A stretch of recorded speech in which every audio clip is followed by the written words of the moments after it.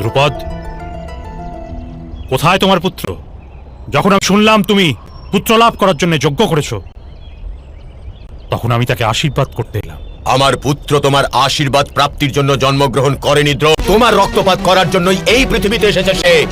জানি, আমাকে বধ করার জন্যই তুমি দেবতার কাছে পুত্র ভিক্ষা করেছ, কিন্তু পরস্পরের প্রতি অপমান আর প্রতিশোধের এই পরম্পরা কতদিন চলবে?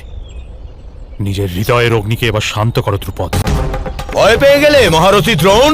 আমি ভয় পেয়ে এখানে আসিনি, আমার হৃদয়ের অপার স্নেহ নিয়ে তোমার পুত্রকে আশীর্বাদ করতে এসেছি। অপমান করার পর স্নেহ দেখানো অতি সহজ কার্য দ্রোণ। যদি তুমি নিজের অপমানের কথা ভুলে যেতে পারতে, তবে আমি তোমার ভালোবাসাকে বিশ্বাস করতাম।